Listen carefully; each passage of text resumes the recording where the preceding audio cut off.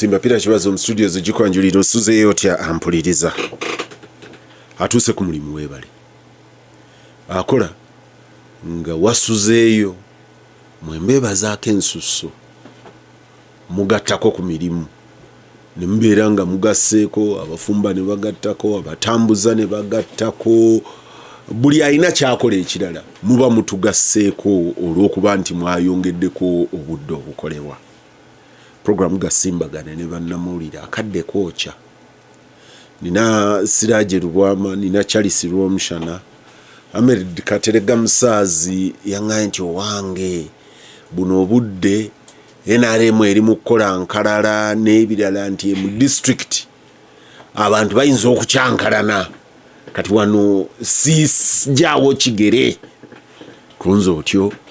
era Ahmed Katerega musaazi ali buddu talina wali wokka waateekeddwa okubeera ali buddu yonna yeetooloola byonna nina Harunah Kanaabi yazze kuba kyeyo nina ne John Kakande bowe bali Aisha Kabanda Butambala Deputy Secretary General Nup ali mu Kamoli ali mu constituency Kanaabi Aisha mbadde naye emyaka mukisiibo omukuuko Kanaabi ebigambo bye byandibadde nga biri carefully weighed nga byamazima nnyo ate nawe oli mukitizi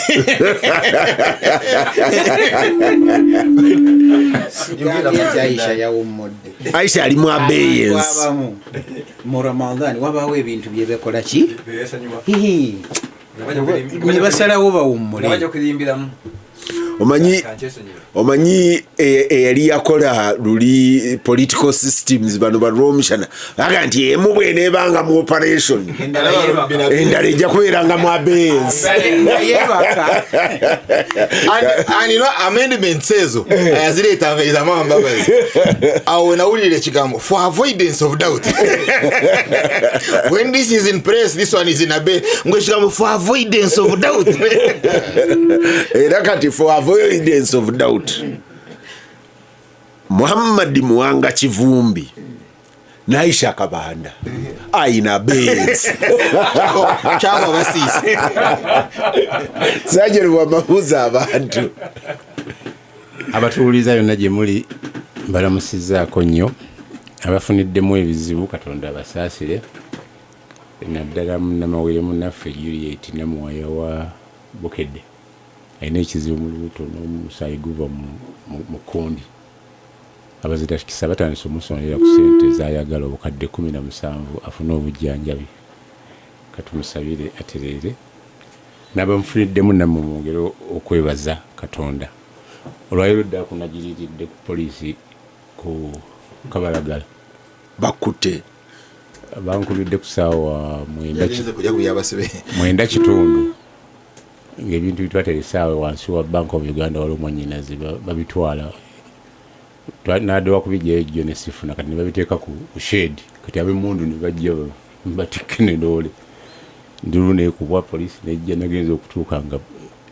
poliisi yeeriwo ababbi tibaliiwo nga bagamba baddusi naye bakakasiza nti balina emmundu bangaye babijja bikuuma bwe zituuka 11 nga sinabijjawo nga bafuna loole nga babitwala ku poliisi for safe custody. Ampuliriza Gasimbagane ne bannamawulire ebya Siraje bizibu. John Kakande buuza abantu. Engeri gy'oteeka ebintu ku Bank of Uganda. Bank of Africa. Okay. Bank of Uganda. Banange mwenna abatuuliza nkyaleero mbalamusiza nembaza kuba nti mutuwa obudde banafa bali wano abali bunaayira ate n'abasimba empologoma y'eddembe namwe mbebaza okuba nti mutuwa omukisa banafa abakyali abali mu abeyense bagira babeerayo twali buzibu ffe ojja kutambuza omulimu. Harunah semberero yo omuwuliriza complaining nti Harunah yagaggawadde yabadde kinga eddoboozi terituuka eddoboozi lya kisiibo kendeera abatuwuliriza nina mukwano gwange seeka yaŋŋamba nti bwe tuba tusiiba tetwekwasa kintu kyonna bwe nzija ku mulimu nesikola mulimu gwange nga bwe nteekeddwa kukola siina bagamba nti owange anti omanyi tusiiba kaakati natuuse kikeerezi twaluddewo twagize bwetu nti mu kisiibo tulina kwongerako perfection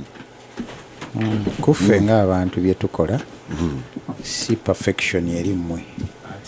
naye sebo nzikiriza omanyi Kakande wiiki ajja nga alina ebigambo bingi ojja kujja osoma eddalasa zibeerayo era kantwale n'omukisa guno okuyita sebo tulina Ramadan seminars eza Uganda Muslim Assembly jangu sebo weekend eno ziri ku Hotel Africana enkya kuva ku ssaawa 3 paka ssaawa 10 Professor Baskiyimba gy'alinnya ajja kubaayo ne baseeka Kakande ajja asome ate kati biri si byakutuula ku mikeeka byakutuula ku ntebe naye mukulu Kibazo njagala nange okwebaza abatuwuliriza ne Radio Simba okusingira ddala sebo okuba nti platform eno ekyagituwadde ne tuyimirirako ne twogera ensonga ate era twongera okusaba Katonda emitwe gyaffe gisigale nga gyejo nga mitwe nga tegiriiko agifuga wabula oyo yatutonda n'ebigambo byaffe bituteeremu obulungi. Charles Rwomushana abatuwuliriza Katonda w'amaanyi, Katonda wa kisa. Kakati abavuga ku nguudo kusinga nnyo nade n'omusajja ava Unyama nga awuliriza Rwomushana ayina n'akasimu kaliko radio kati nibwe kati akanti kasitara Rwomushana atandika ye tava okunza ate bali abalala bamanyi okulya ebigambo nti ne Rwomushana nti ye taina Polish msajja ali Unyama yagamba nti you see the beauty with Rwomushana, he doesn't have Polish zengato malaka mbaruga bire kakati mukulu Kibazo tubeerawo n'obuwandiiko nga speed limit. Speed limit bw'ovugira ku nsanvu ze bakugambye it is for your life kikuma bulamu bwo naye ate ne kikuma n'obulamu bw'omulala because yakola oluguudo okutuusa lw'oliyita mu game park nga bagamba wano speed 4 naye nga buli lw'oteeka ekigere ku mmotoka yeegenda mu 8 ogenda laba. Kakati ayakola oluguudo ayagala ffenna tutuuke safely, so n'amateeka ga nannyiniisa ga Katonda the commandments gaffe tubeerewo nga tuli balamu naye abagamenya bafa abajja bayigireko kati naffe katugamenye tujja kufa abalijja bayigireko. Mampuliriza Gasimbagane ne bannamawulire Radio Simba eriyo eyanchallenge ejjo ya okosa jo actually yansanga bajita acholi in eggulu nesi in mu sensi y'abazungu edda zabanga hoteli za Uganda ne Rwomushana ne bazeeguza naye yangambye yabadde ambulira ku fruit nimuga ini o hideout naye bwe yansanga nga ambulira fruit nemuga nti bino byongamba nze you're preaching to the converted wange nina emiti gy'ebitaffeeri okuva January okutuuka olwaleero mbeera n'ebitaffeeri ebimala mu wiiki byonna nga siguzeeyo mu katale nemuga nina emicungwa nina enniimu nina avocado nina fene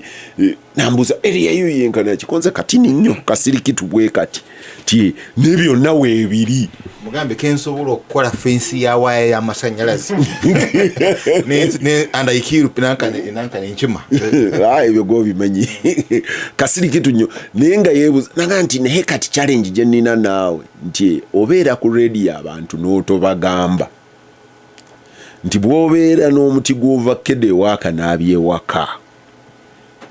Kanaabi bakozesezza linnya ly'okuba naga nti Kanaabi oyo alina ovakkedde omunene talinga huyo naga nti bw'obeera n'omuti gw'ovakkedde awaka that is called replacement income musajja professor mukwano gwa muganda wa Rwomushana ono Pulukolo. And that is called replacement income. Tibogenda mu katale ky'ovakkedo okigula 1,500. Nti buli lwonoga by'ovakkedo 30 kubisaamu 1,500. Lwo savings lwosigaza. Tuwabaddewo omukyala eyabadde ayimiriddeawo okumpi namugamba nti nti ate nze siruyina nti era ne bwe nandibadde sibinoze era sandibadde nazo ti naye nti kakati ky'olina okugattako ti bw'onoga 50 by'otogenda kulya kwata ekisero okifulumye wabweru oyimiriraawo ti kumpi ne Kampala yangambye yasula bwe bajja nti ye bw'afulumya emiyembe ewuwe awaka ebwe bajja not bwe bajja bayitayo eno cockrite bayitayo ewammwe ku Lwentebe ndoza ye bwe bajja nti ye bw'afulumya emiyembe gye n'ayimirira bw'ati ebweru n'ekisero mu ddakiika 2 aba abitunze byonna nti kati aba avudde mu replacement ng'afunye ensimbi mu nsawo. Naye ekizibu kyammwe nti gwe bw'onoga ekifenensi ky'otoolye osalako ekitundu n'olyako ate ekirala n'okisuula mbwe ezo ssente z'osuula. Professor ndooza ebintu byombyogedde nga bwe wagambye. Ayogedde bulungi naye ebuzibu tulina ssebo bw'oba neffeneewo nga nze n'omuteeka wali bamugule balowooza nti gwe oweddemu si kugwamu lwaki tomubawa bamukulekera lazima ne bagulaga bajjemu owino banoganga muto ng'obwe tebamuguze kubanga balowooza nti nabo bali entitled kubanga bamanyi nti omunoze. That's how community bwetu bwe yali kiwazo kye baleeta kwonoona community emiyembe ffe n'ebyo abantu byabeerangawo mu nnimiro for children abaana balye bafune vitamin C y'abaana si bibyo katugolaba oteekawo singenge n'ebirako bijeewo abaana bajje banoge balye abaana b'okukaala olidde sebo togenda kuwolera bwavu bintu bitaliimu. Manyi kibazo ne banne baba batudde ku kofi ensi yonna bagirabira awo era obadde oyogera ogise replacement income gogo nakozesezanga ekyokulabirako era nti Kanaabi alina ovakkedo era bwagirampa kibbo naye lwakuba ennaku zino takyampa kibadde kize abironda ate abirya nnyo obadde oyogera naye n'otatunuulira nti waliwo olwoba nga tonnaba bironda ne bakusookayo abakakande nabo bazira buzizi naye bali bagani ono naffe katulyeko ekyo n'okissa wali simanyi nze eyo njibalanga saddaaka nti oli atutte muti gwabaze bw'aba ndekeddeko alhamdulillah. Naye mbadde ntunuulira ebifaananyi bibiri ebizze ekimu kibadde kyebutalejja Saara Opendi gy'ava waweeyo gyempita nga gyakunkumuse giyise wansi w'omuti nga tolina nagyogwogibuza oluusi baba nawo. Ekifaananyi ekirala kizze Lwamata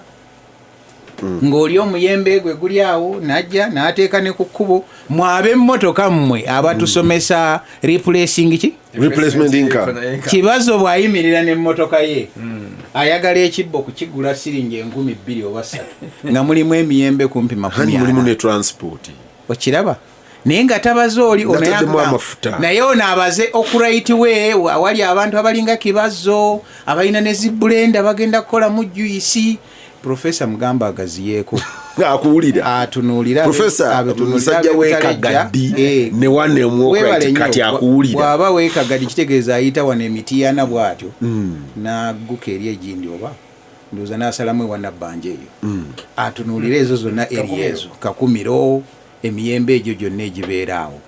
bakola batya nabo okufuna replacing income eyo ey'emiti ng'avudde ku gwe ow'olujja alima abaana okulya naawe. Gasimbagane ne bana wali professor atulowozerezeeko Gasimbagane ne bana mawulire Siraje tuyise mawulire eddakiika 3 eriyo manyi kati aba complaining anti tupakins sebo alina kitabu kiramba ndoza wantaddewo limiti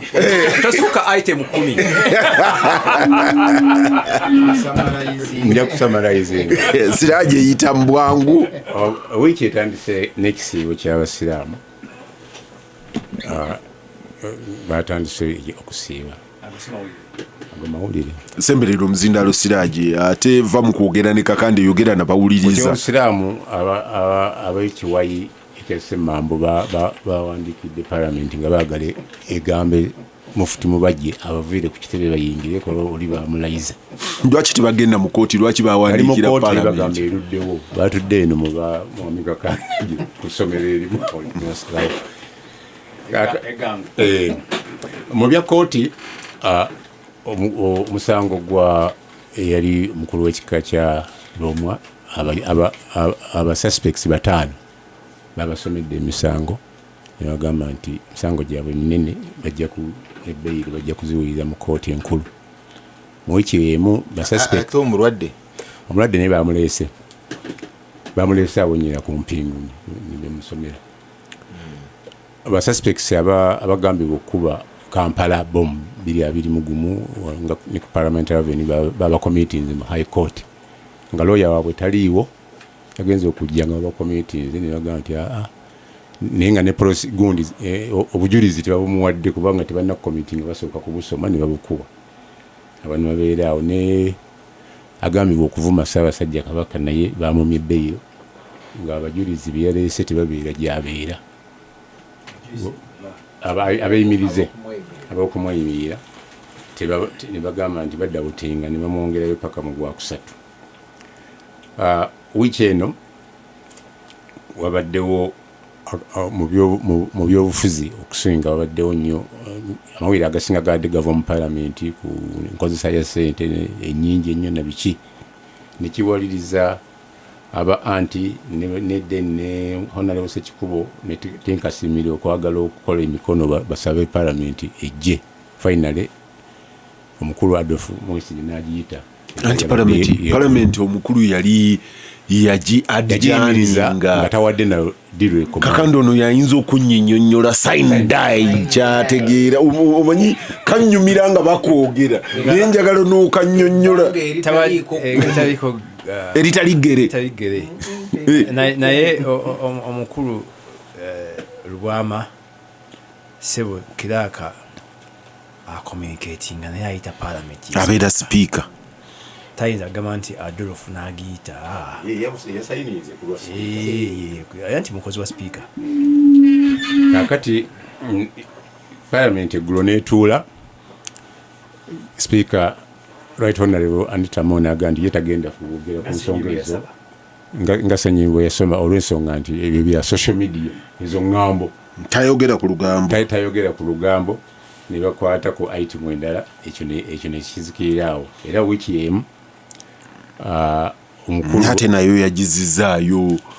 abadde commissioner yagizizaayo mu kugitereka nti amugende yagaye ajja kiwa obudde olala naye nga kigenda mu gundi mu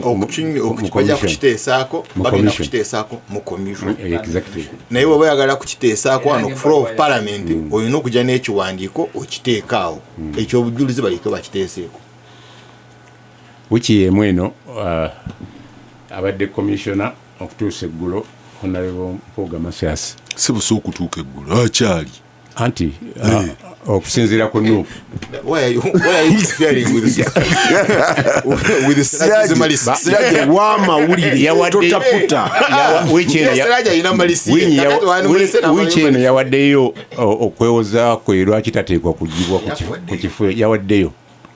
ne bagamba nti tekumatiza ku nsonga gye bamuvunaana n'olwekyo bamugyeko bajja ku communicatinga ku Parliament era ekifo ne bakiteekamu Honorable Zaake nibakyagaliza Zaake akitwale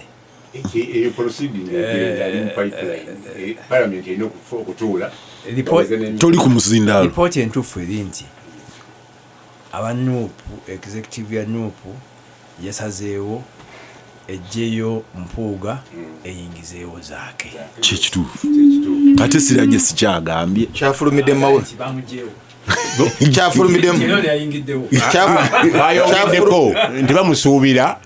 okukkiriza aweeyo office. Kyafulumidde mawuli Siraje genda maaso Siraje genda kyafulumidde mawuli kyafudde mawuli ki Siraje genda maaso. Kaakati mu wiiki emu aba FDC Katonga gundi branch Katonga bagambye nti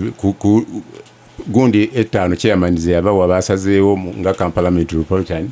okulaba oba batondawo ekibiina oba bafuna kibasobola okugula naye nga eyo idea bagenda giguza eggwanga lyonna. PLU Masaka yakoze balaza ne bagamba nti babaddeko mu ofisi za bakozesa ofisi za nupu. Is it a baraza or a rally? Yabadde rally. Anti boba balanze baraza. Kati nibagamba nti era nninda anaagamba bali abalala nti mwe temugenda kuba mukulu Kyagulanyi bwe yali atambula nga baga nti kukomaawo kakati uno atambula eyatadde ono ne bali abate erisi political party pressure group era abakola ne mukulu Kyagulanyi ene essaawa kati mwandibadde mutegeka raale Masaka eri meeting ya senior presidential advisor. It's a government program.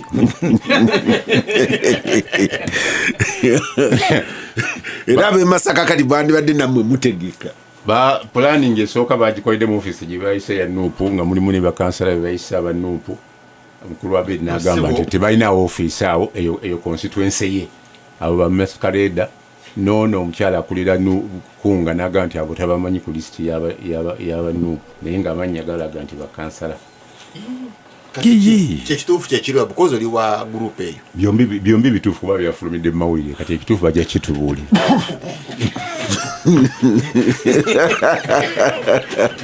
Siraje maliriza va mu kitabo dokolo akulonda kwa abakandidate 7 baba nominatinga yale zatandise zigenda okubeereza speed za wiiki emu yokka okulonda kubeewo okudda mu kifo ky'omugenzi Cecilia Ogwal. Abantu ebibiina biri eyo ne ba independence banoonya akalulu kaabwe. Ripooti yavudde Makerere egamba nti omwaka guno abayizi ku kasozi ako 100 bavudde mu ssomero nga sente zaabwe zibulankanidde mu betting. Neggulire eryavudde ery'omusomesa Nakaseke yagambye nti abaana olukuva lubaawo gwe nnyo yasazeewo n'ateekawo mooko abaana gye bakola P7 alabe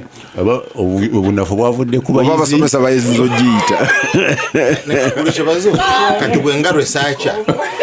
researcher vice chancellor okutuuka ku conclusion nti abaana 100 bavudde mu university olwa betting aba yakituuka kwatya. Actually, Makerere in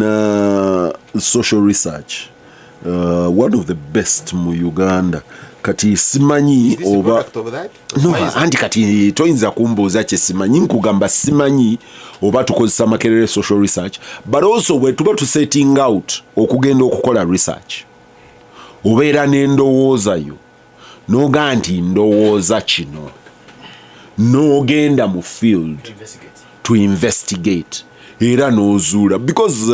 also us tugamba abantu wano nti communities zaffe naddala wano mu central Waragi betting abimazeewo kati twetaagako omukugu ajja atugambe nti mwe mwabadde mulowooza Waragi na betting naate mayirungi kubanga recently nali mbitundu generalist manyi nti abantu balya nnyo amayirungi nayo bombo wano mu banubbi nga kati olyanga nti buli gwolaba nga talina mannyo wano mu maaso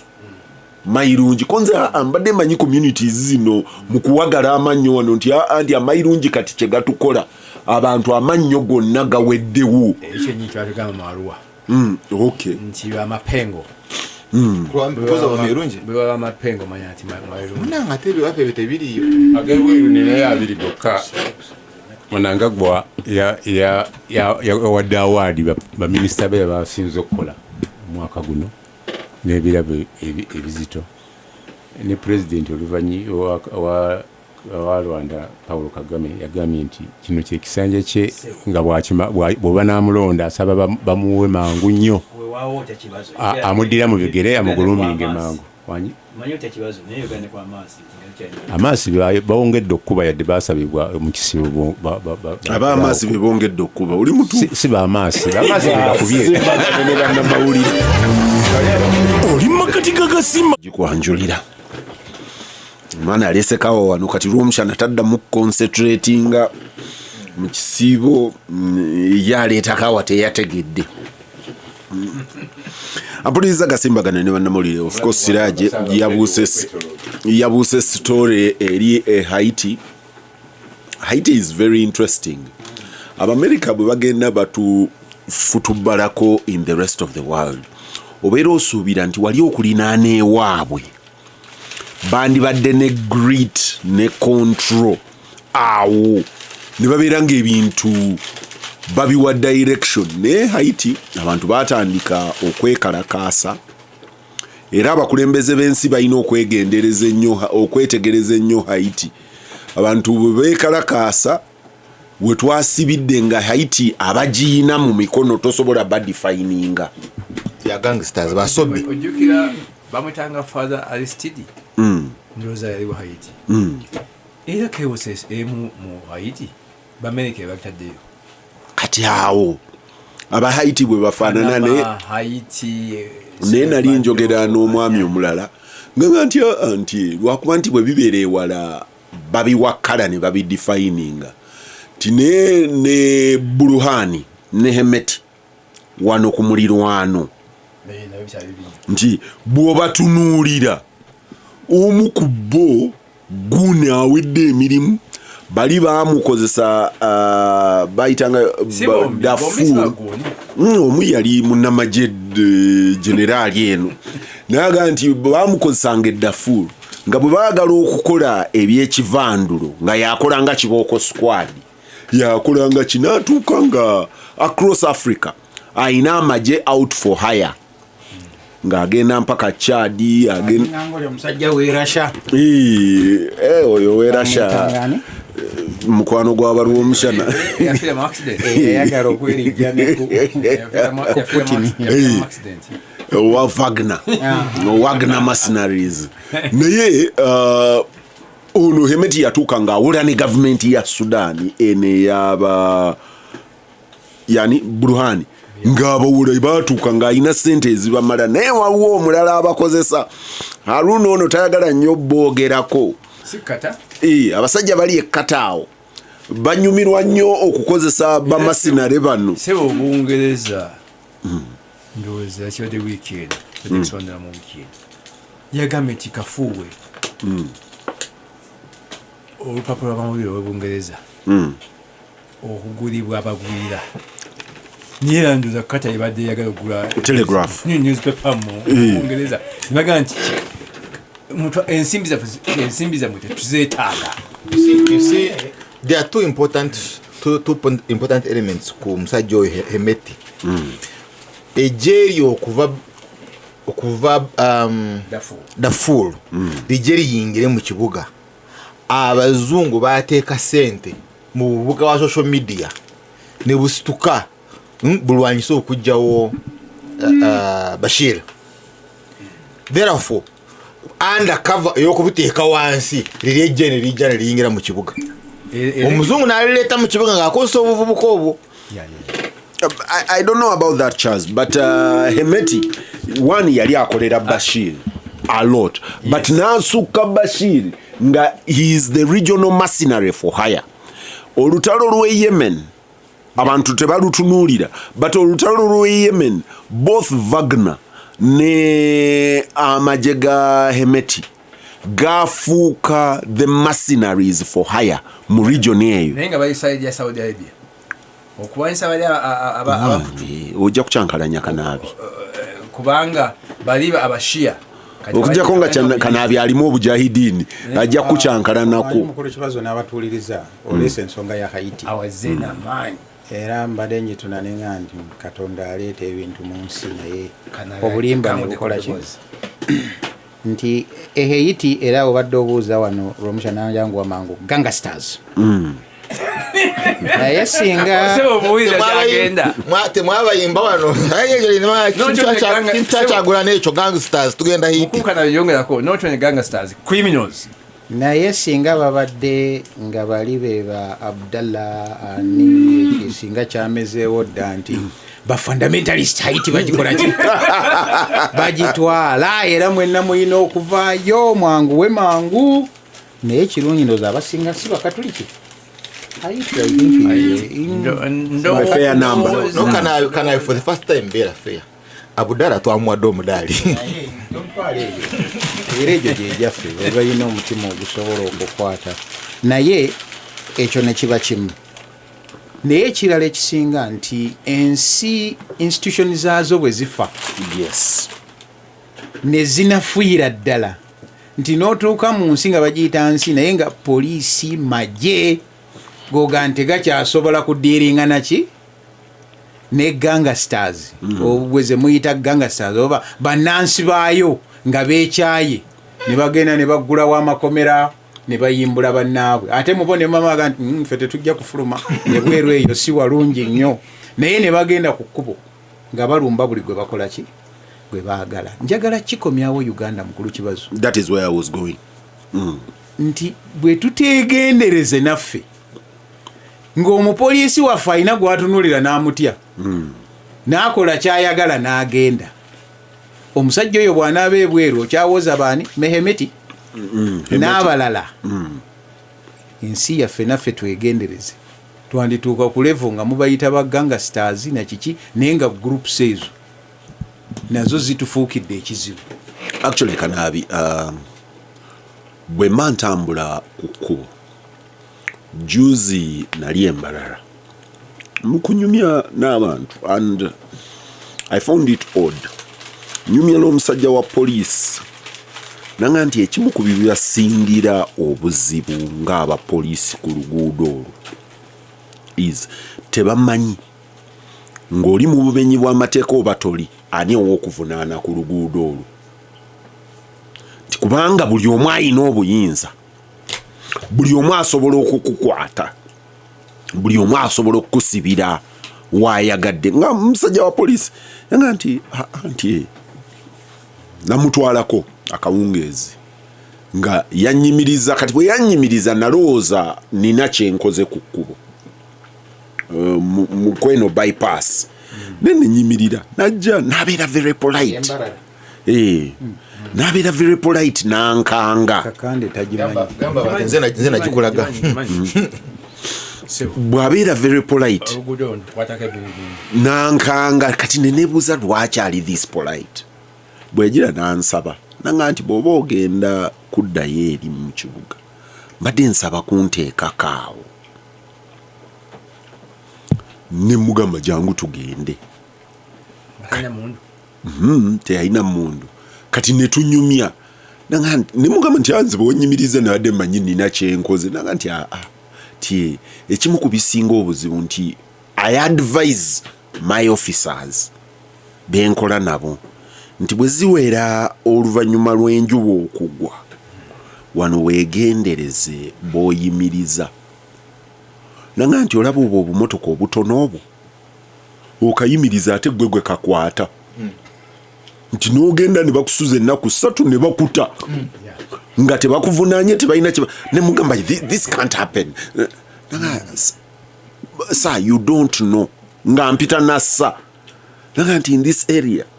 nti you stop someone and they ask you if you know the price of this car nti so you are stopping them is about the price of the car. Ebyo bibyo Kanaabi. Imotoka n'omukwerugura bobuuza tobuuza nti imotoka n'omukwerugura olina okutuusa ku ddoboozi imotoka n'omukwerugura. Mukulu kibazo njaga kujja statement ya Kanaabi mubuulire enjawulo ya Haiti ne Uganda. Mu nsi ezo eziranye Amerika yalemesa abafuzi bamwoyo gwa ggwanga okufuga era ne propping up bagangster to break the state. Wane waffe bagangsters bali mu state mu batali bagangsters bali out. Kyova nti ono wa police bwagezako kwenforcinga bamukwata namuteeka mu safe house kubanga the gangsters bali already entrenched mu state machinery. Nolwekyo tega nti bwe tutegendereze nedda bagangsters bayingira ne bawamba state. Kati obuzibu bwaffe tubajjako tutya. Ampuliriza Gasimbagane ne bannamawulire eyo njagala kuvaayo naye omanyi yali mukwano gwa Rwomushana ono mukyala Jacqueline Mbabazi.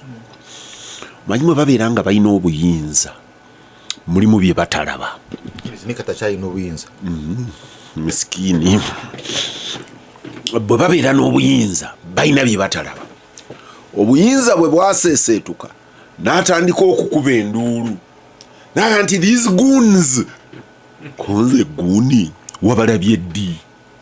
nga baguni be badeciding naye gwe yali adescribinga nga goon the photo figure ya goon nga wayise emyezi ebiri nga yeye yali amukozesa nga yeye amudeployinga. Ekyo kyoyogerako kyenyagala okugamba Kakande n'abatuuliza nti tetulina okweraliikirira ennyo. But it's not actually correct.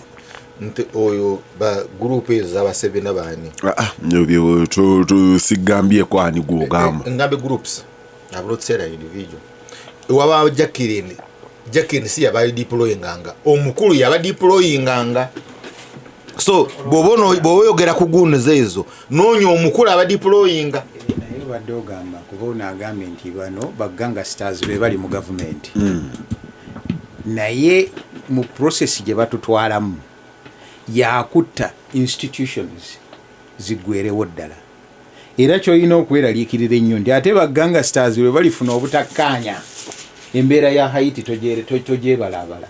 Naye nga ne institution ezandibadde ate zibakkakkanya ne ziyamba naffe abatali ku sayidi eri nga nazo zaafa dda. Ampuliriza Gasimbagane ne bannamawulire wano ku Radio Simba. Siraje wiki eno neera and it explains the abeyance ya mikwano gyange. Nina gwe ngenda okuyitayo mu abeyance lwa mpaka omukubbo at least nsobola omulagira ngenda muyitayo lwa mpaka mu abeyance. Anatali mutiitizi mwabo. Nja muyitayo. Ne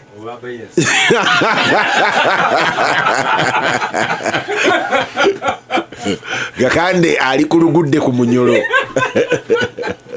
Siraje NUP atudde negoba Palamenti bagiyise bukubirire etuule naye speaker nakuba ekigere kutakanaga nze sogera ku lugambo and nakozesa alibi oba alibi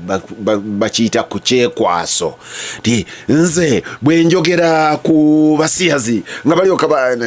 okay please wake me up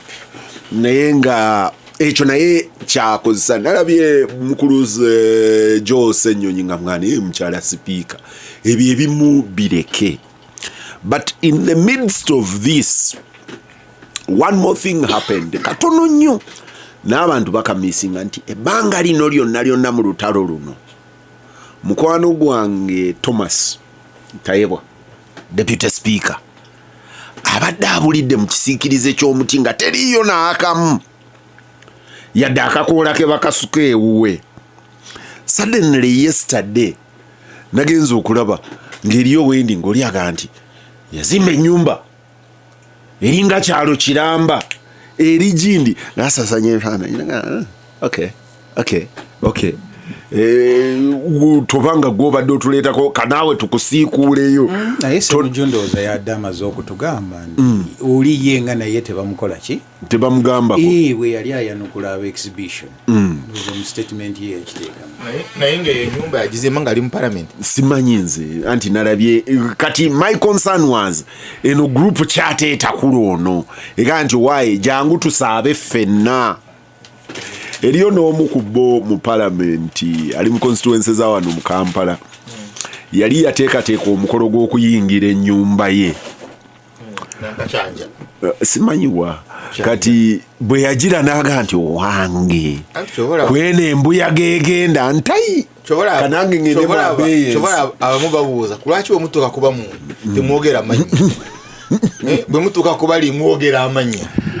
Siraje nupu netula negoba munabuddu nendaba ani Abed Bwanika nga naye ayogera ebimu nalabye bamuddamu. Abedi yatuwadde listi n'atugamba eno ye listi ya neke ya nupu bwe yagisomye abanupu nabo ne baweereza Kibalama nga Kibalama ate yateekawo official list yaabwe ya neke nga kuliko ne mukwano gwange Secretary General Deputy Aisha kuliko omuganda wange Sulaiman Kidandala nga nti kakati Abedi yabadde agamba biki so bobuuza Kidanda yatudde mu lukiiko luno ekyo kirala Siraje njagala okwate ekifaananyi kyonna kisibirawa ekifaananyi kyonna kati nebayo n'omulala yagambye endozo oba ku mukutu ogwo nakigabanya ne bakakande bano oli yagambye nti essaawa eno bano bali mu kutwalaganya akafo k'obwa commissioner naye bali mu kukunga Masaka bakuŋŋaanya Lale Masaka bakuŋŋaanya bayita Gindi naye nga mmwe mukyabulidde wano mu kafaananyi akatono ate babe encourage nga mugende mu maaso efaatanyaayo ekifaananyi ekigazi ekiriwo kati mu kibayita parliamentary exhibition kigazi okusinga ku wokiraba ku palamenti. Oyinza kitunuulirako mpagi esatu Uganda kwetudde judiciary executive nti emu Sedduge yatematema endala ziri mu bbanga kati yo yesalawo kiki ekigenda mu maaso. Ebintu bino bitandise si leero byatandika exhibition zatandikira ku miliyoni 4 ne ziggwa nga kagabo yalinga saddaaka nabulukira mwemuke kati gibayita fulu nekijja nekituuka ku Christmas honalewo oba omu kugonayita nebaga nti yakoze tip off tuwaliwo 10 ekijja kuba MP bonna speaker naga tekiriyo finally amakati gaakyo gajja before end of this last year ekijja n'amalala gagaze nga n'abamu bakyageegaana omuli ne gumwakyaze wano omugenyi ku wiiki eddanga sinaziraba naye bwe naziraba n'alaba so ekintu kiringa oba wasomako nga mumala P7 6 Siraje yogera na mzindaalo Kakande waliwo endi ya tamu mwabali mu kisoro waliwo kimulya ekisembayo kibayita kirommo baga nti tuli akagenda ekidirira kikole ki kidirire so ebintu byonna bye baleese speaker yabadde strategic nti nga tannayita parliament kuddamu yasoose kugenda w'empagi Sedduge ne babaako okusinziira ku tweet ye bibakkaanyizaako n'ebirala omwavudde ebya balolo nga casualty emukuzo naye ekyabadde ekikulu bano bwe batuuse badde tebamwetegekedde naye nga tebamanyi kikyagenda kuzzaako ngaamanyi bagenda kuleeta batandika okulaga ekiri emabega w'ensaasaanya zonna yabagambye akantu kamu kokka nga kaddiversionary naye nga oba katuufu simanyi ke katayebwa ke bamutumako okugenda okulaba ekituufu ekiri ku specialized hospital Bowa nagamba nti at least kansooke praising loop yakoze omulimu munene nnyo. I can speak confidently nti Lubowe esitudde etandise okutambula speed naye nga maze omupraising kino kyoyogera tujja kuwa obudde sikyaleero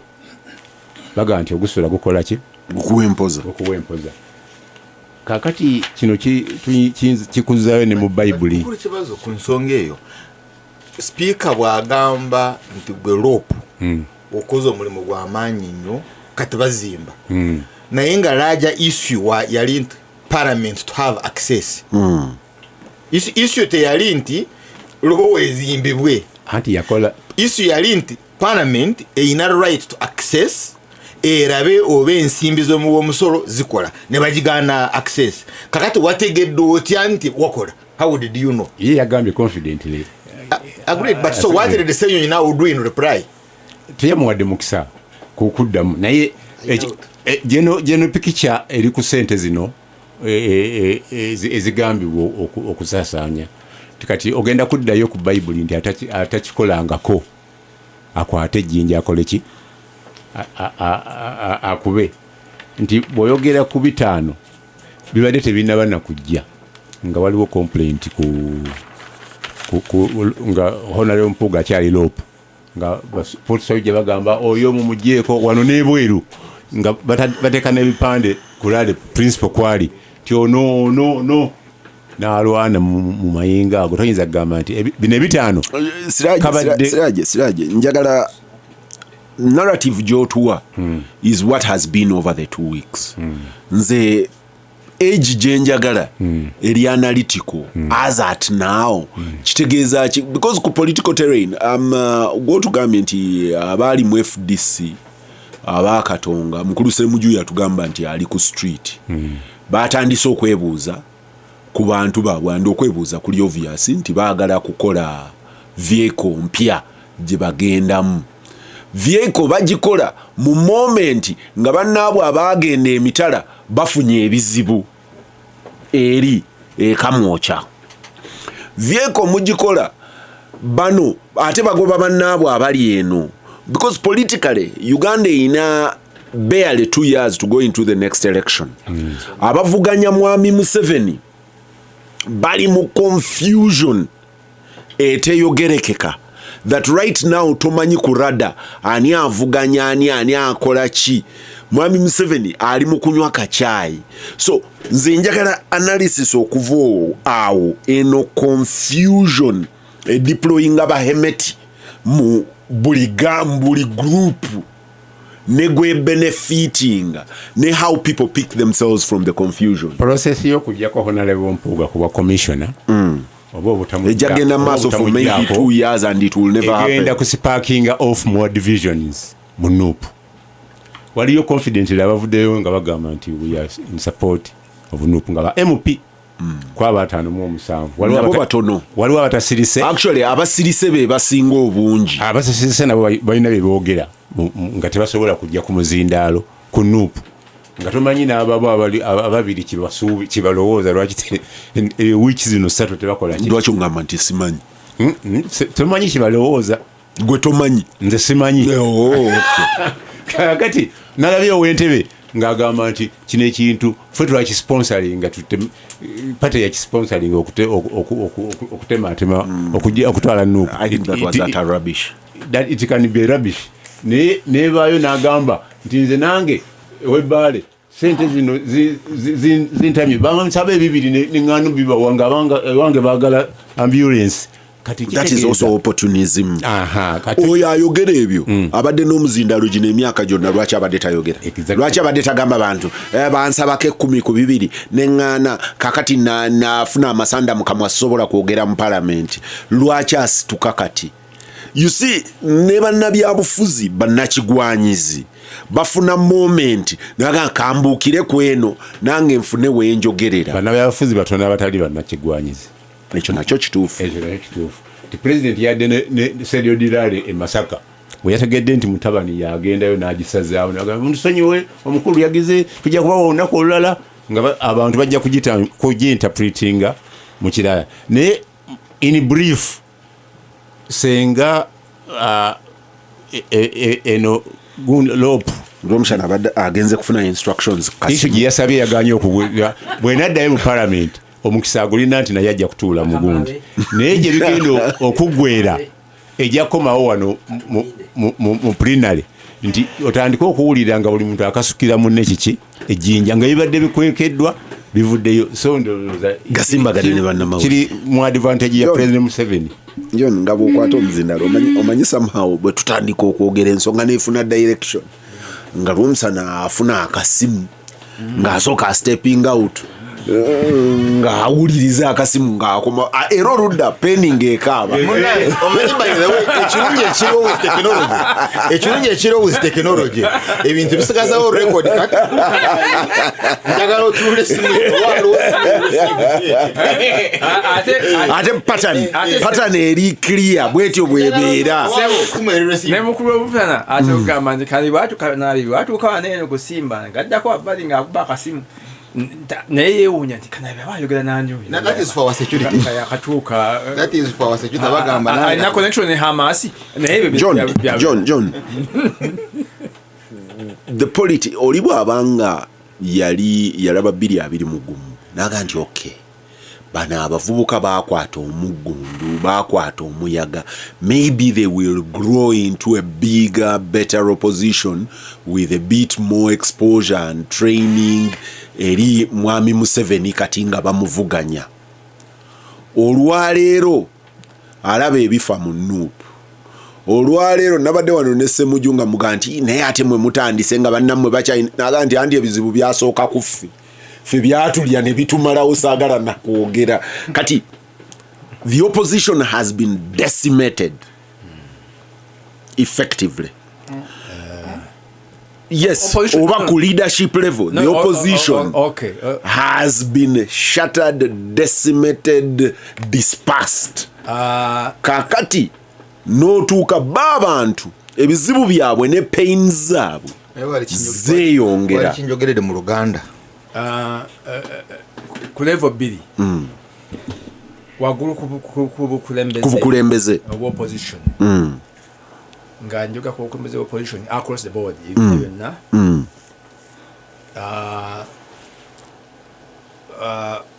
bali omuzungu kyayita babadde disrupted oba kitono bali mu disarray mu bawagizi sirowooza nti waliwo problem wansi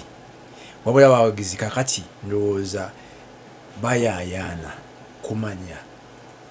obukwembeze bunaaba butya mu kwesimbawo abanaavuganya kutwala obukwembeze obw'enjawulo kinaaba kitya kubanga kakati oba oli awo kirikiriya nti sofa abantu abali kiriya nti bajja kuba presidential candidate mukulu Museveni ne Bobi Wine ekyo bali tekiriko doubt naye eno wansi kinaba kitya ndowooza ebayo confusion yawo kakati olwabunya biriwo naye mukulu Kibazo ennaku zino nabadde nnyumya n'omwami omu ali akwesimbawo kati bwe nanyumiza nanga naye munaye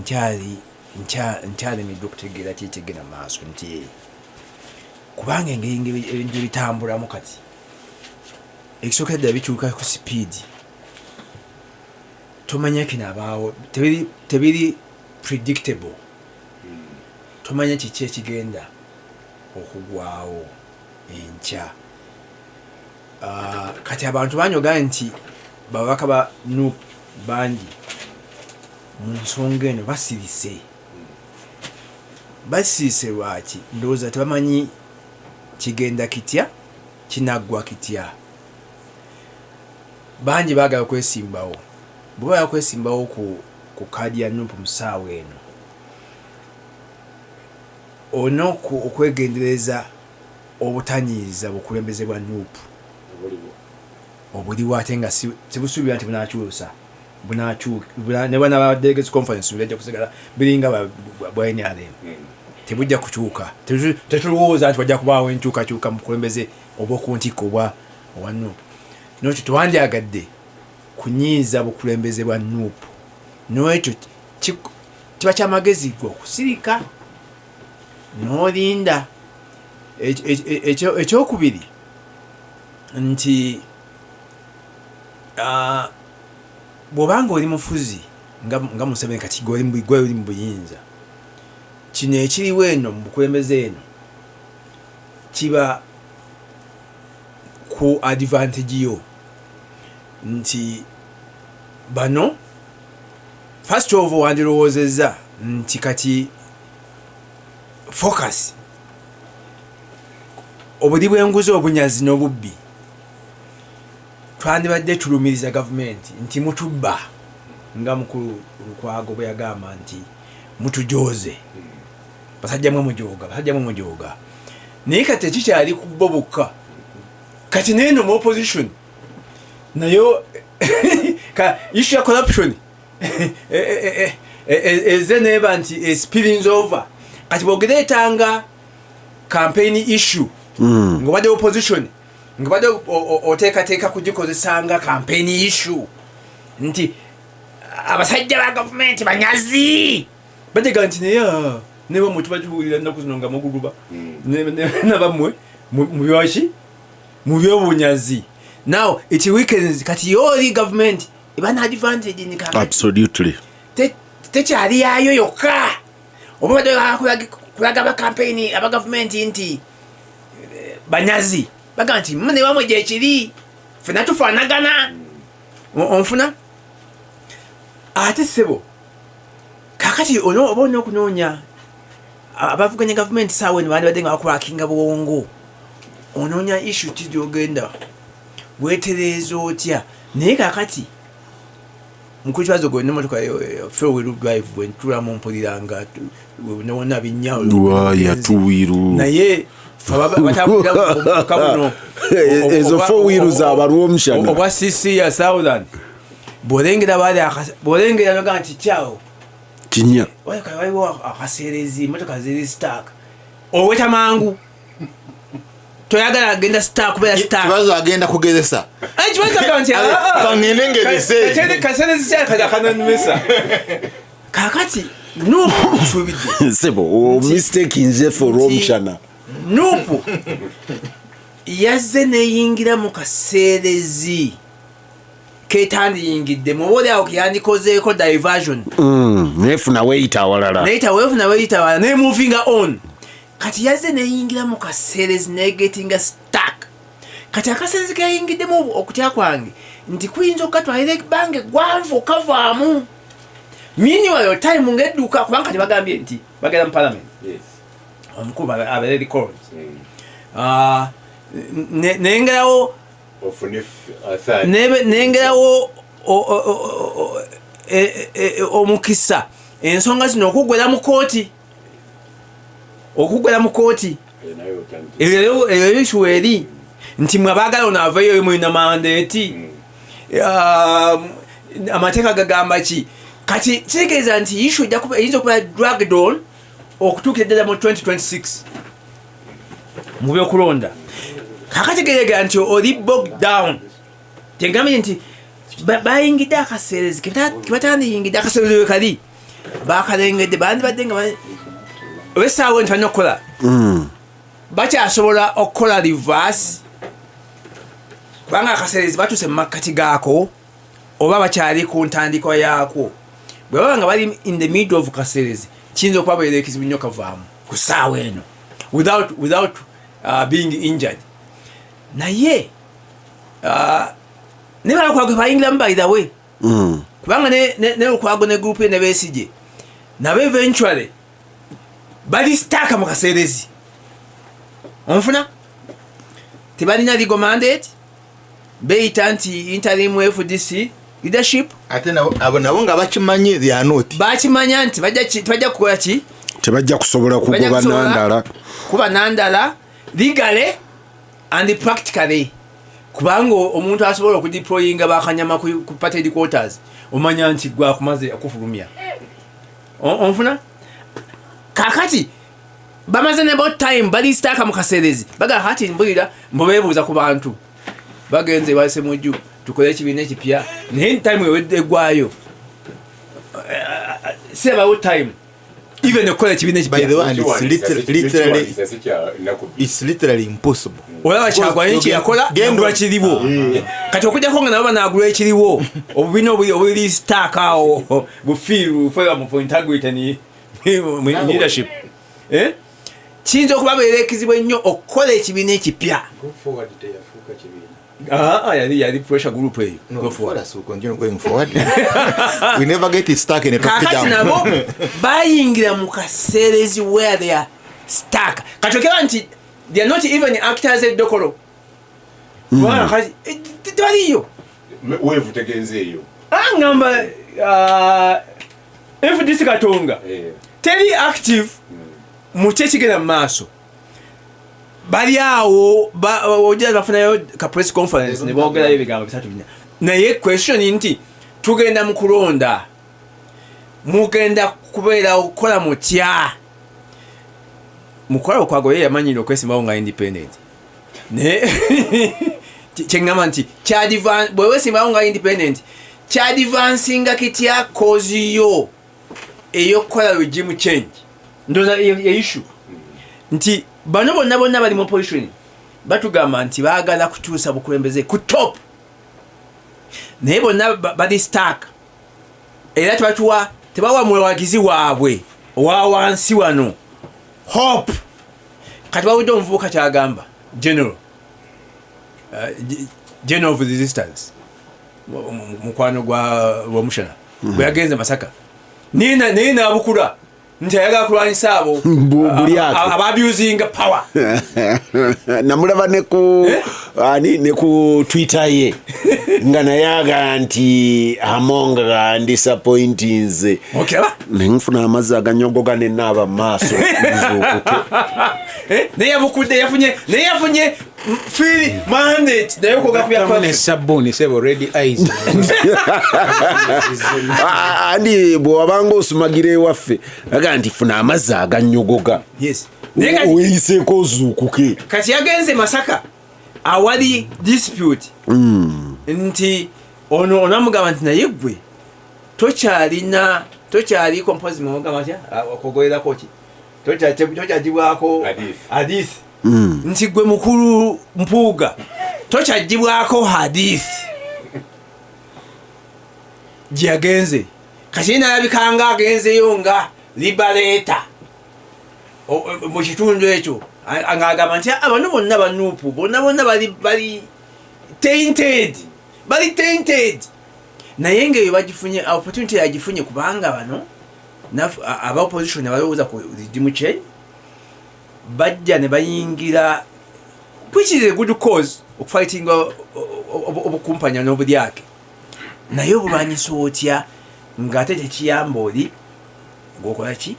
ng'olwanyisa nsuubira nti balina okutula quietly mu retreat mpola bamanye mu kaseerezi bavaamu batya to move forward. Ampuliriza Gasimbagane ne bannamawulire nzija ne Harunah Kanaabi Gasimbagane ne bannamawulire wano ku Radio Simba Peter Kibazo mu studios ogikwanjulira Siraje Lubwama Charles Rwomushana Harunah Kanaabi ne John Kakande manyi nti John y'omu ku basinga obusanfu omusajja omulaba anywa kaawa bwagira kuki naalina atudde wakati wa Siraje ne Kanaabi tabafiirako ddala akamwenyu mu ngeri yakugumya kisibo naye omanyi kyesifiirayo Yowaana obudde bwe buti kyewerabidde nti abakulu abo nabadde nkyebase saawa 10 bonga bali mu fumbiro betala no wait I'm trying to catch up wawo obudde bwe buti era obudde buno tuba tufuluma wali ngeri yalina packages zaleese aleeta entende nga ziriko erinnya lina kwa Harunah Mariam Ibra kati nenga nti naye nze tubeera ffenna omwaka ne gutandika ne guggwako ate kubanga ekintu mwakyegaana kakati nekisiga nga kiri eno naye mukulu Kibazo wabuuza ekibuuzo ti embeera eno yonna bw'ogitunuulira olaba ki? Njagala kuddayo mwayogedde ku bali b'amayirungi bw'aba atandika okugalya amannyo tegavaamu naye after some time wenawulanga amannyo gakoze eki gagwa wali era Rwomushana akugambye nti ye yakoma okulaba abeewaabwe ng'amannyo mwegali gajja kujja mpola amayinungi tegaliiyo so either tebalina sente zigagula oba Katonda kyatukwatiriddeko kutuuka mukulu Kibazo nina njagala kukuleetera ekyokulabirako ky'abanywi ba sigala nti oli bw'aba amufuuwa wano ng'akyali muvubuka masaali n'ayisa mu nnyindo omukka ne guyita mu kamwa edda ku kyalo nga n'abawala ndoza beegomba nti oyo akola ki wa mulembe kati ne bagattamu n'okugattamu ono anywa sportsman ono kiki naye bigenda okumaliriza nga tuli mulago nga ebibumba bagamba bikoze eki amawugwe biki ebyobufuzi bya Uganda mukulu Kibazo bifaanana n'omunyi wa sigala oyo eyatandika eri naye ng'ate amuwa sigala oba ainfluencinga ku sigala oyo okumunywa ye alowooza nti tebijja mmukwatako kuba abasigala baatuuka ekiseera mu kubalwanyisa ennyo mukwano gwange baguma y'omu ku bali mu kampeyini eyo tulekeraawo okulima taaba ayina ebizibu oyo baguma yalemesa industry namba ku paketi ab'omu West Nile obwavu obubaluma Richard Baguma naye yabayamba nga bateekako smoking simanyi ali dangerous kamujjukizeeko kubanga tuli ku Palamenti waliwo ripooti namba eyalaga abasigala bwe baagula komiti ya Palamenti ekola ripooti eri favorable nga mulimu n'abasajja abamu abaali aba DP kati Kanaabi aba DP olumbye baaki ambadde abakakande nga ntunula nnyo mu maaso nenjagala mu n'ekyo nakyo nkimujjukize nti baalimu nga ba Democratic Party naye mukulu Kibazo mbadde nkugamba nti okuviira ddala mu 1986 NRM ngeze abantu abalaba DP olwaleero eya Mao gyatembeeta mu kikapu n'agitwala n'asayininga MOU nga walaba ku DP eri ey'omuvubuka anywa sigala ng'omusanze olwaleero mu ddwaliro lya NRM oga nti kino nga kizibu kinene ddala eyalaba ku UPC Congress everywhere ng'akola ki n'ogiraba olwaleero eyamayiga bagiyitanga Congress omanyi mwe bwe mugiyita UPC mugijabulula eyasennyonjo Congress n'ogiraba olwaleero ku Kanani n'ogiraba olwaleero ng'eri mwakyuti weeraliikirira negundi n'abedi yagambye n'ekyabwe kirimu IC oba oli awo n'ofuna omwana gwe bayita FDC naye najjanga w'amaanyi 2006 kasigala kanywebwa naye n'afuuwa yateekamu n'enjaga owulira baamuteeramu oba tugenze okutuuka olwaleero Kakande yabadde ayogera wano nti n'eddokolo obanoonya nga tobakola ki beekubagana bikonde nakyo eddokolo bayinza okuba balina candidate y'omu FDC ne NRM akaseerezi ke kamu Kakande kayogeddeko nti we tutuuse n'omuvubuka omulala NUP n'asituka ne bamugamba nti we akasigala nako kakola ki oyo yajja nako n'ogamba ayinza okuba ke yali anywa nga kaali kanjawulo ne bamugattiramu nakaki mistake gye yakola is to mix e-cigarette kati ebyobufuzi sebo bwe tutyo bwe tukoze eki kyesikkiriziganya nawe bali mu sweet mentho nti bonna bwe batyo naye waliwo omu ye ali eno aleeta obusigala obwo buyita mu miteeko gyanjawulo yanywa mmindi oba anywa mmindi oba bugolo n'abeere n'agamba oyo tumukoze tutya ntya naawe ngotera kusigala wawanditseko ekigambo sportsman yesebo akalala cigarette smoking is harmful to your health. You are a doctor philosopher Makerere University ekigambo kitegeera n'ogenda mu maaso n'onywa ate n'onenya yagikola oli ali very creative kubeera akuga nti atta naye n'amulanga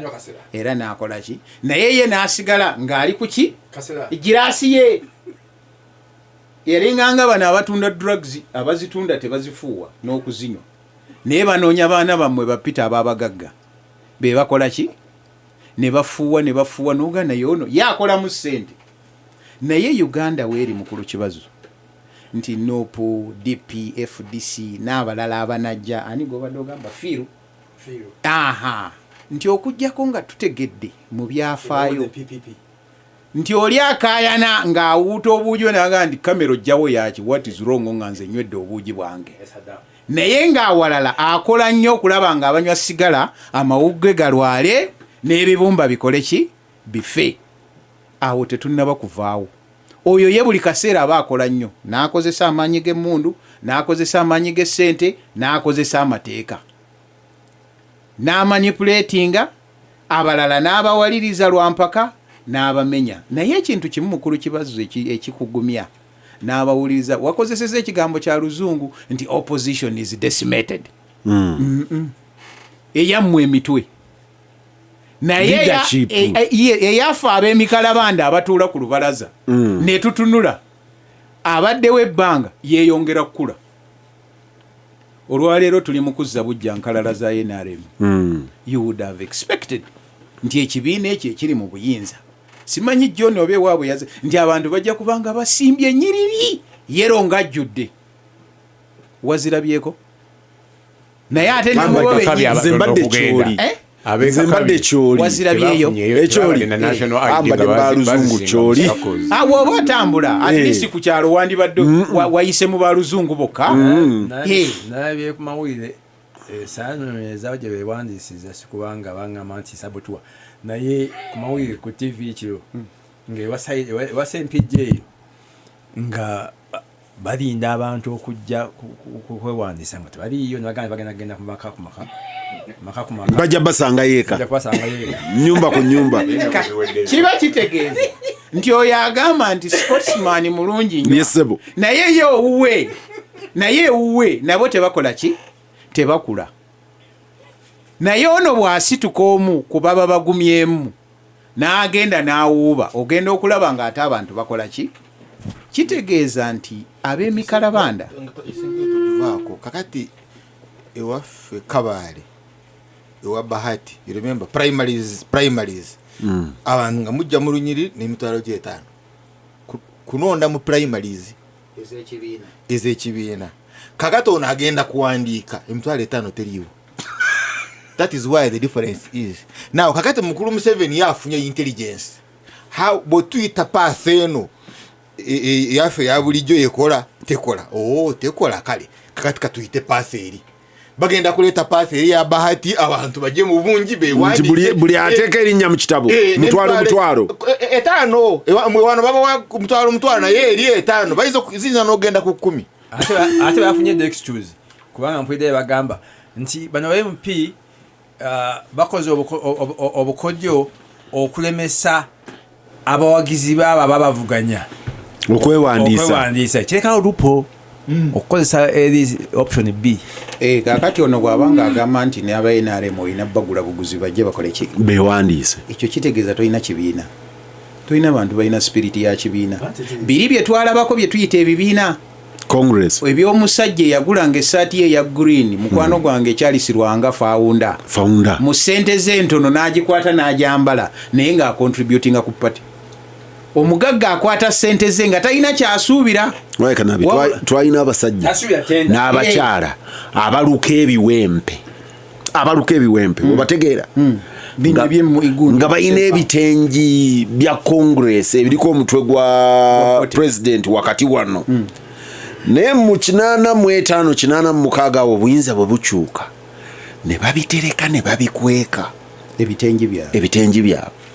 What surprised me is Obote bwafa, I don't know how many years later that was, abakyala b'ebiwempe bajjayo ebitengi byabwe nereesu ze baatereka mu 85-86. Kaakati oli eno love ne commitment eri dangerous ya mujahidini na Hamas. owaataaba ono ayagala ofe amawuggwe ekyo kyayagala okumenya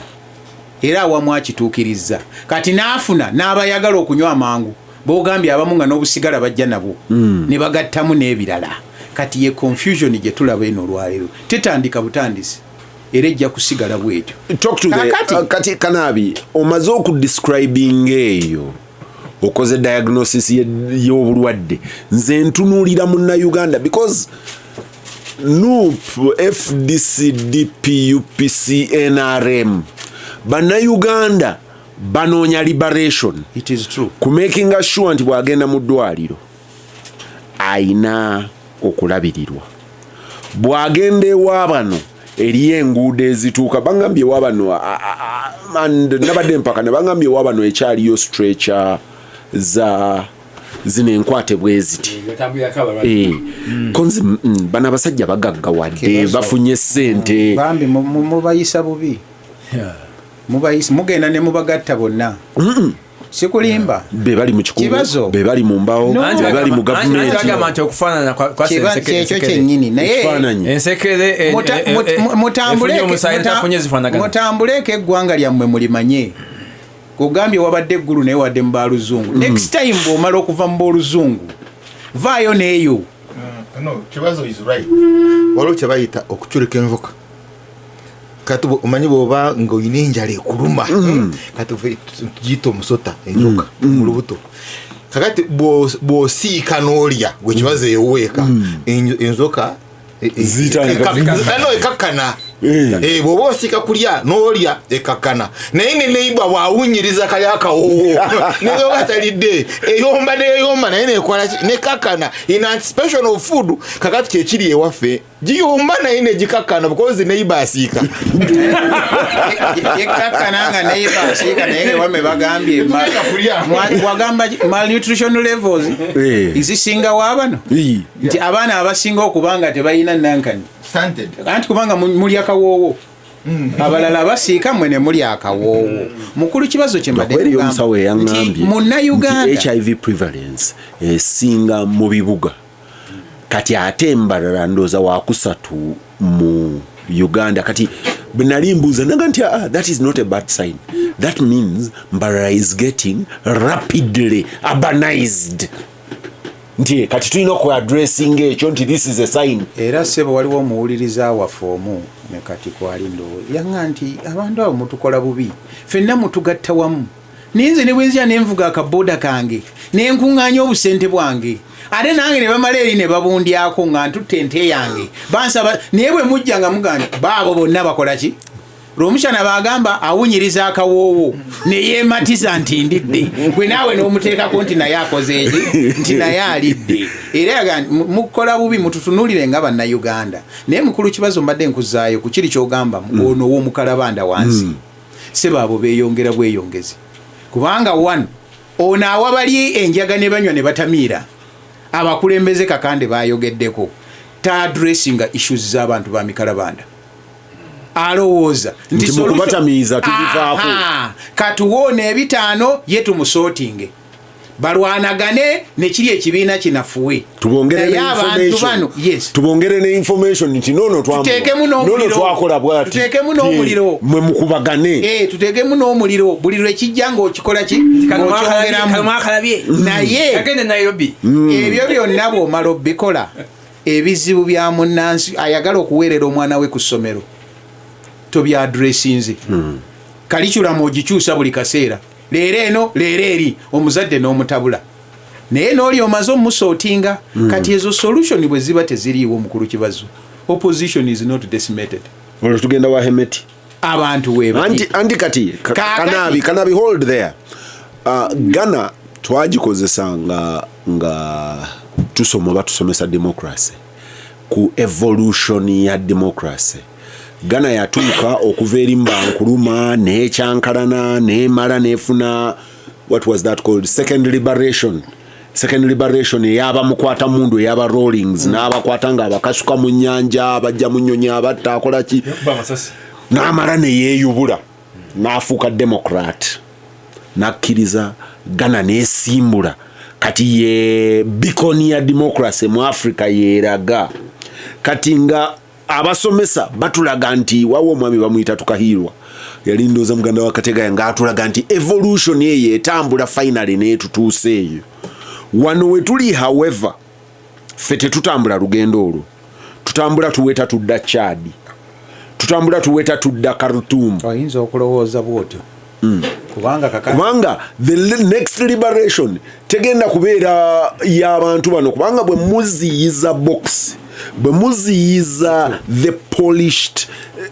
needed evolution, abantu will bust up. Obasange Katumu ku street mubakuba amasasi nga Hemeti, buli bamu bakutulemu bafugeko ekyalo. Kiyinza okuba nga tutambula tudda Congo owa Mobutu nti ojja kufuna ebibiina 200 nga bivuganya, then eventually nga ye dictator asigalawo. No, scenario zonna tuzitunuulire. Oyogedde ku eri ey'abantu okusituka kuba nkugambye ono awabali enjaga n'abatabula oba ssente biki byonna taadressinga bizibu by'abantu bye bakola ki bye baagala, ekyo kye baagala mu gavumenti ne bw'onooyogera n'okomawa. Ekyokubiri tulabyewo Kakande yagambye nti baganga stars be batwala ki gavumenti, muba mulimu abatandise okuvaayo nga baagala okwogera olulimi nga bali abanywedde enjaga lweboogera. Bagenze Masaka nabo bakola ki boogera, oba oli awo oyinza okukisanga ng'ofunye rollings owokubiri nti temunjagala naye nkoze eki nzija. Although mulimu ne scenario endala nti oyinza okwesanga nga nayo project ate ey'okuganda kati opposition ebadde esuse tufunyeyo eno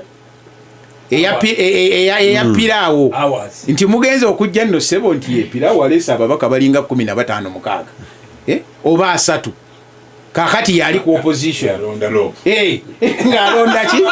ng'alonda loop nga batuzingirako ddala. So embeera zonna mukulu kibazo nga ruling pale no opposition batwamu ko high table nga byonna bifaanana. So scenario zonna tuzitunuulire, naye njagala kumaliriza na kino mukulu kibazo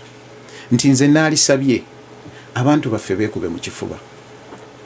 n'obuvunaanyizibwa bwe baasalawo ne beewa, kuba Kibazo gwe wabita tewabigendamu. Kakande n'abisigala ebbali abikomentingako naye tabikola ki tabigendamu. Bakkirize nti baasalawo ne beewa obuvunaanyizibwa obw'okukulembera abantu babajje mu mbeera eri babatuuse mu eyo ensi enkole ki ensuubize ey'okwambala engule. Naye bino bye tuliko olwaleero noona ayongera okutuwa sigala tufuuwe tufe amawoggwe abawenjaga munywe mutamiire wala gyamubawadde mutabuka ayina gy'abatwala oba ekiseera kituuse nammwe mwetunulemu. Ampuliriza Gasimbagane ne bannamawulire.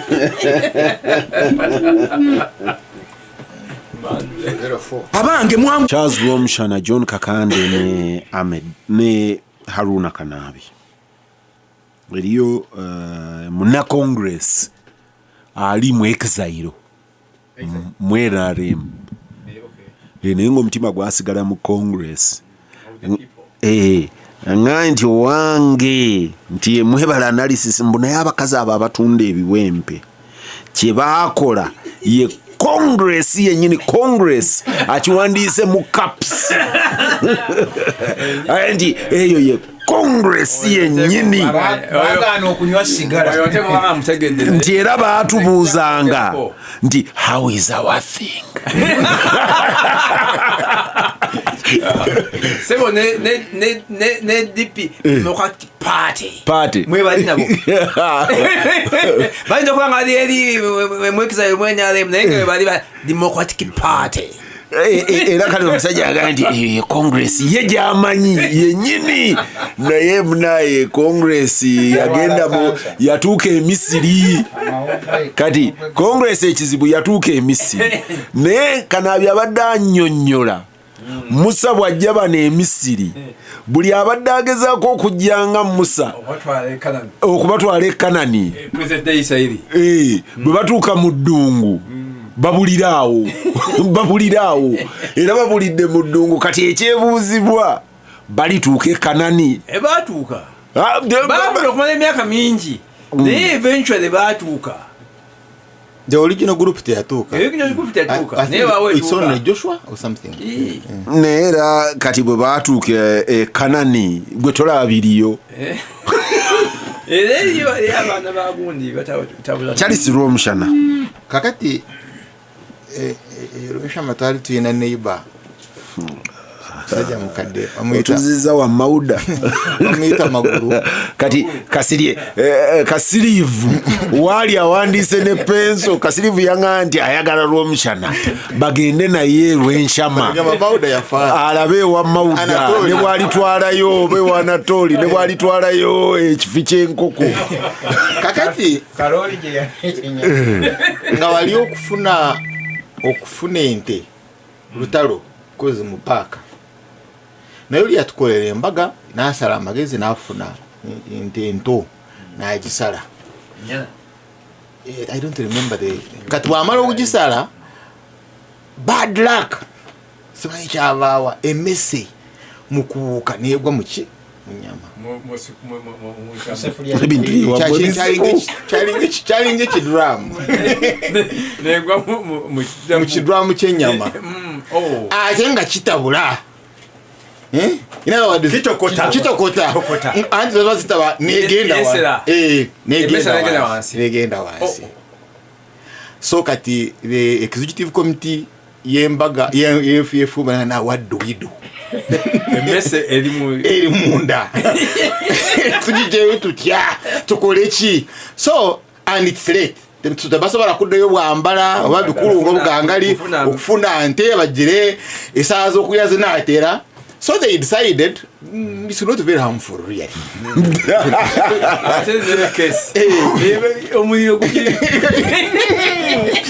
Imagine bagijamu kakati but there was a consensus in the Central Executive Committee awo efumba there was consensus embaga gende mu maaso n'ennyama yaffe tujja kulya now kakati alina okusabisa yabainako oluganda yajja bishop naye nga abainako oluganda he didn't come officially nga bishop ne bamusaba akole ki asabise nga esaawa z'okulya zituuse then bagabule naye amuyita was the chairperson yamuwa brief chairperson w'embaga kati yalina okuyita bishop iyo tushabise tuli takizo mu ruhanga iyo tushabise tuli kakati nawo ku speech katono nanga naye ani ama speech chairman w'embaga nanga ndi mulokole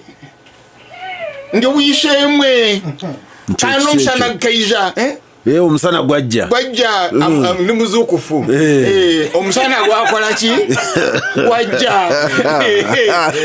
nga bishop tonala kuchisabisa sijja kusobola kugenda mugehera tabadde tufumba mese yagudde mu sefuliya kakati sewe embaga yagana mefa kati anana alia inyama tebajjayo nyiri mu Bible olugamba nti it was late tewali kuyomba ne bishop esala ya mulema eyokusabira emmere kakati netuwebuzabuza embaga nefa bwetyo yali bashipuli bishop nawo kakati sebo mukulu kibazo mulaba muhozi keinero gaba agenda Masaka resistance yandabadde musibire katonga okutayingira Masaka because you remember the proclamation statement yeruwero na for kuwawinza muhozi keinero gaba mutabani woli ndikikafuwe you remember it became an issue kurali ya ruwero eyakyagulani now kakati Muhoozi Kainerugaba alumba Buganda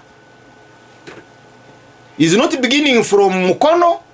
tatandikira Kayunga tatandikira Luweero alumba Buganda not even Sembabule where the father-in-law is so tugiyita ekibuga kya Kabaka very good kat wakola ki walumba chola n'omukyala yamutegese nagira muki nagira mu boarding fatiyita boarding now when he is going to do that now otuza olukiiko noka naye mune manya kyabaddewo mese yagudde mu sefuliya kubanga oli muzukufu kyagala n'ogamba kinze andi mulokole nyina okukyogera nga bwe nakoze eki nga kina kirabye mese yagudde mu sefuliya kakati so now kakati Muhoozi yayingidde Masaka nga tayina opposition but what was very interesting abamwaniriza abava mu MPs bebo councillors abali mukunga now kunga babeganye nacho bera please ano mayi kibazo gomwe muri esebizibu babeganye mukunga nenga bakansala banu omanyo bwogamba ekigambo babeganye tekitegeeza nti si baabwe naye babakoze eki isi babeganye kawadeko omupi owa Nuupu atali Kagabo wawe mpigo ayogedde wodala kumukoro ekyaleeta ekizibu kino bakibazo kibakaaba kati kyo badoyogerako ekyasigala baba kibazo they were always on media kubikirira and I'm not saying it's wrong muna emesenge egwamu ne mubikirira abantu emmere kati mwemmere bagirya ku mbaga balinga baguma agandi bane muve ku sigala ajja kubatta kakati but when you check these councillors omutima gwa politics ezibaamu ba bed bwanika by the even including a bed bwanika because a bed bwanika omanyi background ye bali bava mu barracks these councillors ogenda okufuna card eyesimbawo ku Masaka bafuke councillors ba opposition bali tebava mu DP bali bava mu barracks you are from the army they were sponsored by the army so kanto bano bali tebakimanyi bali bakimanyi n'empuuga ave Masaka yali akimanyi bano bava muki bava mu majje they became councillors ate wabadde ogoberera councillors be bavaamu MPs muweevu nga nyeeko now if you do an analysis abaali bava mu NRA kyabanguyira nnyo okufuna card eya Kyagulanyi okusinga abaali bava mu DP it was easier for Nyeeko okufuna card than Mabiki kati kyekimu ne Masaka now these are the ones who are receiving Kyagulanyi now I was on radio Simba Gasimbagane program nimpa analysis ku Mpuuga kakati bwe ntuuka program endala ku TV obunzikiza njogere barometa akasa meme byoyo gidi wali byogire oya akubagana nani akubagana ne Mpuuga abalanga gamba at this time tutuyamba bokuba oli tutuyamba because yatugulirawo okumukuba kikola ki kitugulako ne ngamba abandi bagenda programs endala gamba nayo Rwomushana ajja kututira ekintu so kati nenchiga nembera discipline kanjera nindako omukolo gwa Masaka gukole ki mese bagiri no gamanti mese kabali mese yabwe munyama mese yabwe munyama wano mwakanya isi wano mwakanya ni mugambo oli ali kwa masanyalaze is a gangster fine but has electricity. I even had the same Kaliamagwa Segona. Yes, tumusinga ko fine na engeri je tukanyiza tukulembere ka tukulembere. Bagamba nti Lubale talondayo asinga bugezi talondayo asinga bulungi te naye Lubaale gwalonze yasamirira emmandwa mwe gwe mulina okukola ki okugoberera but you see why don't you simply say Lubaale yalonze ono nomanyi oyo ayogera ekya Lubaale gwalonze mu 2016 agenda musajja wa bitege bwati mu mpimpi agenda aga nti fe tumaze ebbanga nga tulya mukene tuvugenda tuvuba tulya mukene kati ku luno twafunye empuuta muleke naffe tulye ku mpuuta ng'olwo bali ne Rwomushana mu go forward. I know batubuka honestly speaking Kibazo will be fair because I was there nze nali mu security ey'amaama empuuta yagwamu emmese tiimu ya mpuuga Muwanga Kivumbi Segona etc Besigye bwakomawo n'atandika okuba contestinga mu constituencies zaabwe ne balaba nti wagenda kubeerawo contradictions bagwe badduka. The only one who stayed somehow kali amaggwa naye mpuga yateekayo emisi Muwanga Kivumbi yateekerayo ddala yayingira ddala mu abeyensi muntu abeyensi kakati but kyembalengezaawo okulaga mukulu Kibazo kiri nti you know togenda kujja mpuuga ku bwa commissioner you know it you know ntizaake gwotwalayo but Charles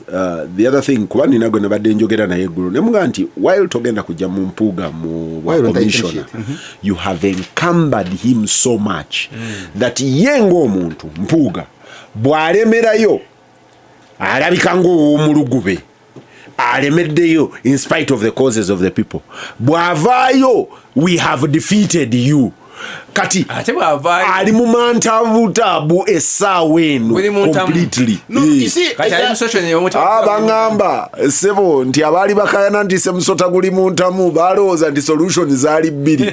kukuba musota mu ntamu oba ggulekamu nti naye waliyo solution eyokusatu wali osobola ogunyookeza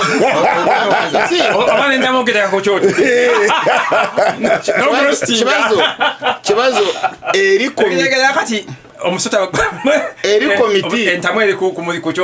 eri komite efumbe nyama eguddemu emmese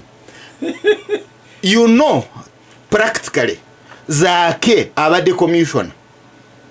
right the same parliament same parliament neegaana parliament commission anti was a commissioner parliament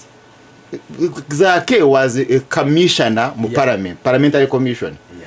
the same parliament neegaana nemujjako he went to court constitutional court n'awangula still tebamuzaawo akyali mu supreme court ne bapiringa mu supreme court he is not there as a commission delaying tactic now nokkiriza you conceded noteekawo mpuuga now kakati you know I think that was a mistake practically nkugambye oli chairman w'embaga tunakwebuuza n'emmese yavaawa we haven't even discussed that but practically you know mpuuga togenda kumujjayo mu commission you don't have the numbers ezigenda okumujjayo fine you may go to court but what value because you're already in court. You see Charles, hold there. For as long as what John, for as long as mukitunuulira nga bato yakujjayo mpuuga na kutekayo another commission, jendaga you miss the point. Jendaga the point is actually to encumber the institution ogituuse ekiseera nga yo yonna both parliament ne bana abaliyo ogituuse ekiseera nga yo yennyini eri encumbered mu kifaananyi kyayo because tolowooza nti abaweereza zaake tebamanyi nti tebajja mukkiriza, tolowooza nti abaagambye empuuga aveeyo tebamanyi nti tajja kuvaayo, but you end up making all of them damaged goods. Even going by that argument, bobanga institution yena eba discredited ani goyamba kitegeeza nchona ali mu power. That's why I was going on ali mu power isi Kibazo omuyambye kubanga he can use it to do anything anyway. Kibazo is very bright. Kubanga n'ababa bali mu parliament. Kibazo is very bright. Alaba jendaga n'asalamu akikyuse. Rwomushana tumuleka asoka tusensonga yo. Yes, you see, pillars zo eza Buganda. Because oli ateekawo Mpuuga yali alaba Muwanga. You are seeing all of these MPs. Right? N'abamu yali abagambi ngenda kubawa Walopu. N'atabawa n'abuwa Mpuuga. Certainly yali alabye value mu Mpuuga ku lwa Buganda. Na omuganda omu yali asini right. Sinabakumanya. Ani mugamba asabe. Sinabakuma Kyagulanyi afuna atya ono omukyala Zedriga. I was with the Zedriga in the CA. Tolaba we bagattira. Aisha Kabanda afuuka atya deputy wa Rubongoya. Aisha Kabanda neighbor wa Muwanga Kivumbi afuuka atya naye of course abamu NRA but ya afuuka atya deputy wa Rubongoya. Who is Rubongoya? Who is Katana? Ng'okyali mu dynamics ezo Katolina akuleetera kigemu kirabika nga kya kisiru. Chovala baba magezi nyunga nga Kibazo baka it's going to damage parliament polished bebali yawo but it is damaging Mpuuga. Is it damaging Mpuuga as an individual? Because infrastructure ikomyawo Mpuuga mu parliament Masaka jeri. He can come as an independent. Are you sure? Yes, the infrastructure. Maybe not. No, that is sort of the question. Maybe not. He can still come as Ngala bikanga isolated. This is politics. Either way, by the way, Museveni. Fabagena mukelezia bobato winde faza mukulu Kibazo. Ne chachi. Moderator protecting Rwomushana. Rwomushana alemedde okutuuka gy'alaga. Anti alwawo. Temwagala. Yangu. No. Ate gugoba lyogera ku luseerezi. Ate nyangu engwe. You see, NRA MPs bejjeefuna. Bw'obanga obadde wa opposition ng'esobola okukugula tekulwanyisa mu constituency yo. But it can encourage your mother party kukulwanyisa. You become vulnerable and eventually you come. So it has been fishing from the opposition. Now, when the opposition fishes from NRM, Rwomushana tayagala beba fishing ze NRM baba we card. You see Kibazo, I don't know what's your problem. But when Moses is capturing Masaka, is he? What? Is he? He's actually not. Charles, between you and me, that is your mind. Half the people ababadde ku rally, loleza abadde zisomba basombe kuba judges zabaje Kenya. Of course. Zabaje Tanzania. Of course, bwotwala obululu mukulu Museveni bwe yafuna mu gwita Masaka. Okay? Sirowooza nti abantu ababadde ku rally ya Muhoozi.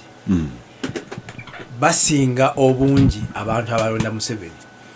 Therefore, okufuna crowd shouldn't be a big deal. But politics is about crowds. Politics is about crowd. That's why it's a deal. Me, I was looking at pillars z'abadde contesting z'okuba.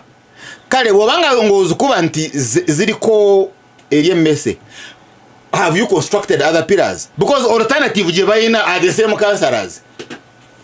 But there are only 5 councillors. No, chengama abakunga alternatives ze balina going to replace. There are only 5 councillors out of how many? What does the word only mean? I mean, if you have 5 out of a possible 70. Yes. Chobola ababafuga because we bitom always bamubala bakutwala ku munuga only one ne batwala okubiro okusatu. The other one is but Charles bebachi mayonyeko ne bamuleta bebachi mayo omulala Charles aga ne lwaki katibana abaze baba wakadi Kibazo kati nawe problem yo with high Gasimbagane-Kibazo.